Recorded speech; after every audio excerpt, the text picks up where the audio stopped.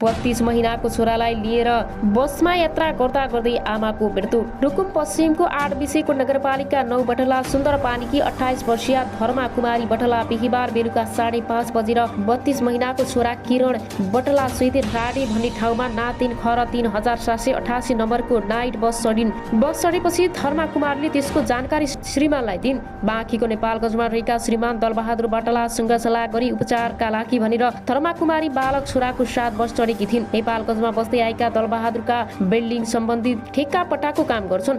घरमा आमा छोरा मात्रै बस्दै उपचार गर्न नेपालगञ्ज जाने भनेर धर्मा कुमारले घर धन्दाको काम बिहीबार दिउँसै सबेरै सकिन्। आफू फर्केर नआउँदासम्म घर रेखदेख गरिदिने आफन्त र छरछिमेकलाई मिलाइदिने दलबहादुरले भने भिडियो एकसरी गर्दा पनि मेरो नर्मल अवस्था देखाएको छ भन्ने गर्थिन्। श्रीमान दलबहादुरका अनुसार धर्मा कुमारीले जिल्लाकै अस्पताल र मेडिकलमा उपचार गराएकी थिइन्। केही दिन पहिले मात्रै सल्लेका मेडिकल पुगेर उपचार गराएकी थिइन्। उनीहरूकै सल्लाहमा औषधि सेवन गरिरहेकी थिइन्, तर विषेक भएन। त्यसैले श्रीमान दलबहादुरले थप उपचारका लागि नेपालगञ्ज बोलाए। दलबहादुरका अनुसार धर्मा कुमारी मुटुको बिरामी थिइन्। प्रेसर हाई र लो हुने समस्या पनि थियो। त्यसअगाडि उनले उपचारका लागि झन्डै 4 लाख खर्चेका थिए। उनको माइती डडेलधुराबाट पनि उपचारका लागि सहयोग भएको र मैले पनि श्रीमतीको उपचार गर्दै आएको थिएँ, दलबहादुरले भने। श्रीमती धर्मा कुमारी र नाबालक छोरा बसमा चढेपछि दलबहादुर निरन्तर सम्पर्कमा थिए। छेडा भन्ने ठाउँ आएपछि खाना खाए। मैले श्रीमतीसँग आधा घण्टा जति फोन गरेँ। दलबहादुरले भने उनले आफू सामान्य अवस्थामा रहेको र आमाले यात्रा गरिरहेको हुँदा चिन्ता नगर्न भनिन्। धारा पानी भन्ने ठाउँमा दलबहादुरले फेरि श्रीमती धर्मा कुमारलाई फोन गरे। त्यति बेला पनि धर्मा कुमारीले श्रीमान दलबहादुरलाई आफ्नो अवस्था सामान्य रहेको र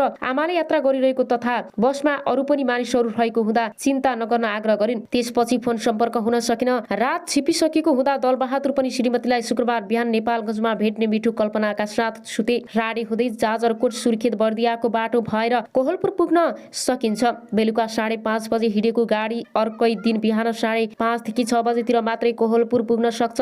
दूरी झन्डै 350 किलोमिटर रहे पनि सबै पहाडी भूभाग पर्ने हुँदा यात्रा कठिन र ढिलो हुन पुग्छ। धर्मा कुमारी चढेको बसमा उनकै सिटको अर्को सिटमा 17 वर्षीय अर्जुन केसी पनि यात्रारत थिए। धर्मा कुमारी छोरीसँगै बसेकी थिइन्। बान्ता हुन थालेपछि धर्मा कुमारले केसीसँगै पोलिथिनको झोला मागिन्। त्यसपछि उनले आफूलाई अगाडिको सिटमा बस्ने प्रबन्ध मिलाइदिन केसीलाई आग्रह गरिन्। केसीले आफू बसेको झ्याल नजिकैको 2 नम्बर सिट धर्मा कुमारीका लागि छोडिदिए। सिटमा आमा छोरा एक्लै बसे। केसी 1 नम्बर सिटमा एक्लै बसे। बोटे चौर भन्ने ठाउँमा आइपुगेपछि धर्मा कुमारीले 2-3 पटक बान्ता गरिन्, तर उनी त्यसपछि सामान्य अवस्थामा सिटमा बसिन्। मध्यरात भइसकेको थियो। बस आफ्नै गतिमा अगाडि बढिरहेको थियो। चालकले सबै शान्ति बनेपछि नियास्रो मेट्न र निन्द्रा भगाउन मधुर गीत सङ्गीत बजाइरहेका थिए। सबै यात्रु निन्द्रामा जस्तै वातावरण थियो। बर्दियाको हरियालीका आइपुग्दा एकाएक 32 महिनाका किरण बटला रोएको आवाज केसीले सुने। यसो फर्केर मैले हेर्दा बच्चा सिटदेखि तल खसेको मैले देखेँ, केसीले भने। त्यसपछि म लगातार अरूले धर्मा कुमारीलाई उठाउन खोज्यौं, तर उनी हलचल गर्नु भएन। धर्मा कुमारी बसेको सिटमै कहिले नउठ्ने गरी चिर निन्द्रामा सुतिरहेकी थिइन्। उनको अवस्थाले बसमा यात्रुरत सबै दुखी र कतिले नजिकै बबईमा उपचारका लागि मेडिकलमा तत्काल लैजान सल्लाह गरे, तर त्यहाँ पनि मेडिकल बन्द भइसक्ने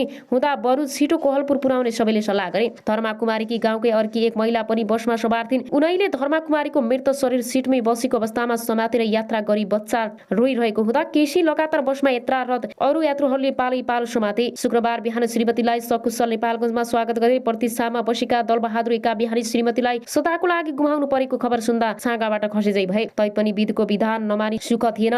उनै 5:45 बजेतिर गाडी लगेर बसाउने बित्तिकै कोहलपुरको 10 बिघा पुगेर छोरा बुबा देखेर अलि शान्त बन्यो। तै रोइरहेको छोरालाई चुम्बन गर्दै त्यहाँ आफन्तको जिम्मा लगाएर उनले अस्थित भइसकेकी श्रीमतीलाई धर्मा कुमारले तत्कालै त्यही नर्सिङ स्टाफ बोलाएर चेक जाँच गर्न लगाए। अब उहाँको सम्भावना छैन भन्ने वाक्यले उनका आँखा झरे। तैपनि उनले गाडी दौडाउन लगाएर नेपालगञ्ज स्थित भेरी अस्पतालमा पुर्याए। धर्मा कुमार आइसीयूमा राखिएको छ। मृत्यु भइसकेको भए पनि मैले माइतीको बाटो कुरेको छु। दलबहादुरले भने जेठान आर्मी हुनुहुन्छ। उहाँ नेपालगञ्ज आइसक्नु भएको छ र आज बाँकी अन्तिम संस्कारको कामहरू गर्नेछौँ। म कस्तो अभागी रहेछु। पहिला श्रीमतीले छोडेर अर्कैसँग गएर अहिलेको श्रीमतीले कहिले उमेरमा सदाको लागि छोडेर गइन्। दलबहादुरले भने पहिलेको श्रीमतीको 7 वर्षीय छोरा विवेक म सँगै छ र अरू। अब अहिलेको यो अनाथ 32 महिनाको किरणलाई मैले के गरी सम्झाउने होला। यात्राकी क्रममा धर्मा कुमारीको मृत्युपछि किरण धेरै रोएको हुँदा उनलाई फुल्याउन र अरू यात्रुले आमाको काखमा राखेको फोटा सामाजिक सञ्जालमा भाइरल भएको छ। यो तस्बिर बसमा यात्रारत कुनै यात्रुले खिचेर सामाजिक सञ्जालमा राखेपछि त्यसलाई सयौं फेसबुक प्रयोगकर्ताले सामाजिक सञ्जालमा राखेका छन्। सेतो पार्टीबाट पहिलो खबर ल्याएको छ। अब आउनुहोस् अर्को समाचारतर्फ लागौं।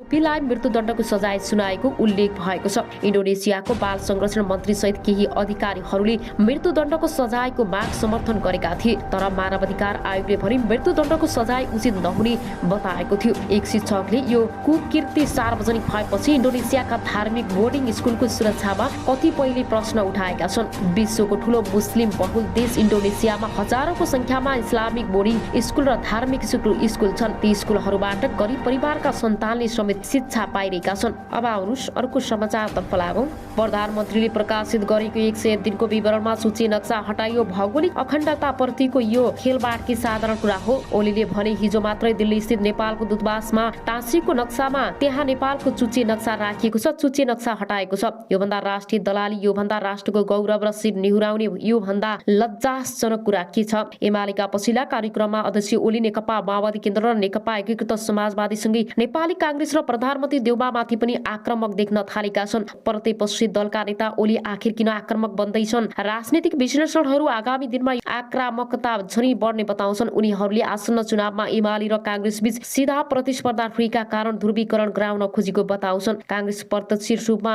प्रतिद्वन्दी हो। 750 स्थानीय तहमध्ये कांग्रेस र एमाले बीच 500 भन्दा बढी स्थानमा सीधा प्रतिस्पर्धा हुन्छ। त्यस स्थानीय तहका कांग्रेस र एमाले मध्ये एउटा पहिलो, अर्को दोस्रो हो। राजनीतिक विश्लेषक पुरजन आचार्यले भने सीधा प्रतिस्पर्धा हुने ठाउँमा यसपटक कांग्रेसले बाजी मार्ने अवस्था छ। कम्युनिस्ट फुटेको कारण त्यस्तो अवस्थामा भएको हो। त्यसैले ओली एन्टी कांग्रेस विरोधी भावना उत्पन्न गराएका चुनावलाई ध्रुवीकरण गराउन चाहनुहुन्छ। गत स्थानीय तहको चुनावमा 294 स्थानीय तहको प्रमुख र 333 प्रमुख जित्दै एमाले पहिलो स्थानमा रहेको थियो भने 266 प्रमुख, 223 उपप्रमुख जित्दै कांग्रेस दोस्रो स्थानमा आएको थियो। ओली प्रधानमन्त्री हुँदा प्रमुख प्रतिपक्षी दलको नेताको रूपमा सरकारको भूमिका प्रति आलोचना र विरोध गर्न नसकेको भन्दै कांग्रेसभित्र सभापति देउबाको कडा आलोचना समेत भयो। त्यस अवधिमा पार्टीभित्र देउबा विरोधी कित्तामा रहेका रामचन्द्र पौडेल र शेखर कोइरालाहरूले भने विरोध गर्ने गरेका थिए। आचार्यका अनुसार तल्लो तहसम्मबाट गठबन्धन बनेपछि ओली झनै आक्रामक देखिएका छन्। स्थानीय आवश्यकता अनुसार गठबन्धन तल्लो तहसम्म हुन्छ कि भनेर अलिकति तिल मिलाएको अभिव्यक्ति हो। कांग्रेसको केन्द्रीय कार्य समितिको निर्णयपछि यस्तो भएको आचार्यले भने। त्यस्तो अवस्थामा आफूलाई क्षतिपूर्ति हुन्छ भन्ने थाहा छ। उनीहरूले कांग्रेस टेको दिन थाल्यो भन्ने पनि भएको हो। त्यसप्रतिको आक्रमण हो। फलस्वरूप शुक्रबारको कार्यक्रममा पनि ओलीले कांग्रेस प्रति कडा टिप्पणी गर्दै आरोप लगाएका थिए। उनले माओवादी र एकीकृत समाजवादीलाई लक्षित गर्दै कांग्रेसले जहिले पनि खराब शक्तिसँग मात्रै गठबन्धन गर्छ भन्दै टिप्पणी गरेका थिए। कांग्रेस जहिले पनि थोत्रो र पत्रु तत्त्वहरूसँग मात्रै एकता गर्छ र कांग्रेसले जहिले पनि राष्ट्रियता विरोधी र लोकतन्त्र विरोधी शक्तिसँग एकता गर्छ। शत्रुसँग घाँटी जोड्न ओलीले भनेका थिए बिग्रिएका सडे गलेका बिउका माल लोकतन्त्र विरोधीसँग घाँटी जोड्ने अहिले होस् कि अहिले होस् कांग्रेसको जात नै त्यस्तै हो। 2077 फागुनमा तत्कालीन नेकपा र गत भदौमा एमाले विभाजित भएपछि पुष्पकमल दाहाल र माधव कुमार नेपालप्रति पनि ओली पनि बढी आक्रमक देखिँदै आएका थिए। उनको आरोप छ गालीको निशाना अहिले कांग्रेस र प्रधानमन्त्री देउबा बनेका छन्। गत मंगलबार कांग्रेसको केन्द्रीय कार्य समितिको बैठकको 5 दलीय सत्तारूढ गठबन्धनलाई तल्लो तहसम्म लैजाने र स्थानीय चुनावमा तालमेल गर्ने निर्णय गरेको भोलिपल्ट नै अर्थात् चैत 16 मा भक्तपुर आयोजित कार्यक्रम बोल्दै ओलीले गठबन्धन गर्छौं भनेका छन्। गठबन्धन सजिलै छैन। भोलि लोभी पापीहरूको गठबन्धन कति गाह्रो होला विचार गर्नुस् त ओलीले भनेका छन्। चुनाव नजिकै गर्दा ओली यसरी आक्रामक बन्नुको पछाडि गठबन्धनै रहेको ठान्छन्। त्रिभुवन विश्वविद्यालयका प्राध्यापक खड्ग केसी पनि आसन्न स्थानीय तह चुनावमा प्रमुख प्रतिस्पर्धा हुने भएकाले कांग्रेसप्रति उनी बढी आक्रामक भएको केसीको बुझाइ छ। छुटिएर गएका दुई नेता र पार्टीमाथि आक्रामक छँदैछ। पछिल्लो समयमा कांग्रेस र देउबामाथि प्रहार हुनुमा आगामी चुनावमा मुख्य प्रतिस्पर्धा हुने शक्तिको कारण भएको हो केसीले भने। एमसीसी परिघटनामा कांग्रेस र एमाले भित्रको सामिप्यताको कुरामा जुन रूपमा बहस छलफल भएका थिए तर परिणाम चाहिँ फलस्वरूप ढंग देखियो। कांग्रेसले सत्तारूढ दलका नेताहरू र पार्टीलाई मात्रै ठिक ठाउँमा मात्रै ल्याउनका लागि एमाले कार्ड खेल्ने काम नभएको बुझाइ एमाले नेतृत्वमा हुन सक्छ। त्यसो त अमेरिकाको मिलेनियम च्यालेन्ज कर्पोरेसन एमसीसी संसदबाट अनुमोदन गर्ने विषयमा सत्तारूढ गठबन्धन भित्रका खटपट बढेपछि कांग्रेस र एमाले बीच सहकार्यको विषयमा छलफल भएको थियो। प्रधानमन्त्री देउबा आफै पटक पटक ओली निवास बालकोट पुगेर छलफल गरेका थिए। दुवै राजनीतिक दलबीच सहकार्यको विषयमा छलफल भएको थियो र सत्तारूढ गठबन्धनका भित्र माओवादी केन्द्र र एकीकृत समाजवादी पार्टी एमसीसी अनुमोदन गर्न तयार भएपछि अन्ततः एमाले र कांग्रेस बीचको सहकार्य छलफल टुटेको हो। त्यस लगतै पनि ओली माओवादी अध्यक्ष दाहाल एकीकृत समाजवादीका अध्यक्ष नेपाल प्रति बढी आक्रामक देखिएका थिए। ओलीसँगै अन्य दलका नेताहरू पनि सैद्धान्तिक विमर्श र बहस छाडेर पछिल्लो समय गाली र आरोप प्रत्यारोपणमा भिड्नु दुर्भाग्य भएको बताउँछन्। प्राध्यापक केसी नेपालका राजनीतिक दल तथा नेताको प्रवृत्ति हेर्दा नीतिगत कुरामा भन्दा पनि व्यक्तिगत अपेक्षामा हुने गरेको छ, जुन दुर्भाग्यपूर्ण छ। राष्ट्रिय आवश्यकता प्राथमिकतामा बहस गर्ने जनमत निर्माण नहुँदा पनि सबै नेताहरू व्यक्तिगत अपेक्षामा लागेका छन्। अब अनुसारको समाचार बताएका छन्। अस्पतालमा 6 जनाको उपचार जारी रहेको बीबीसी न्युजले जनाएको छ। मिचु आकनको सार्वजनिक सुरक्षा सचिवको कार्यालयको हत्याको कारण नखुलेको र अनुसन्धान जारी रहेको जनाएको छ। मिचु आकन र त्यसको छिमेकी कुआनाजुआतो मेक्सिनको सबैभन्दा बढी हिंसा हुने क्षेत्रको रूपमा चिनिन्छ। लागु औषध कारोबार र अन्य अवैध गतिविधिका कारण विभिन्न समूहबीच छनौट हुने गर्दछ। गत महिना मात्रै मिची आकनमा भएको एक आक्रमणमा 17 जनाको मृत्यु भएको थियो। मिचु आकन विश्वमा सबैभन्दा बढी एभोकाडो उत्पादन हुने क्षेत्रको रूपमा पनि चिनिन्छ। गत महिना त्यही कार्यरत एकजना अमेरिकी निरीक्षकमाथि सुरक्षा खतरा आएको भन्दै अमेरिकाले एभोकाडो निर्यातमा रोक लगाएको थियो। अब आउनुहोस् अर्को समाचारतर्फ लागौं। पार्टीलाई कमजोर बनाउनेहरू बाहिरीदार राम्रो प्रकाशमान। नेपाली कांग्रेसका नेता प्रकाशमान सिंहले कांग्रेसभित्र बसेर कांग्रेसलाई नै कमजोर बनाउनेहरू पार्टीमा बस्नुभन्दा बाहिरीदार राम्रो हुने बताएका छन्। आज नयाँ बानेश्वरमा आयोजित एक कार्यक्रममा उनले पार्टीको निर्णय सबैले माग्नुपर्ने भन्दै निर्णय माग्नेहरूलाई पार्टी छाड्न भनेका हुन्। चुनावमा गठबन्धन गर्ने निर्णयप्रति असन्तुष्ट नेता कार्यकर्ताहरूलाई लक्षित गर्दै उनले सो साधारण राखेका हुन्। कांग्रेस केन्द्रीय समिति बैठकको आगामी चुनावमा गठबन्धन गर्ने निर्णय गरे पनि शेखर कोइराला पछिका केही नेताहरूले गठबन्धन गर्न नहुने बताउँदै आएका छन्। कार्यक्रममा नेता सिंहले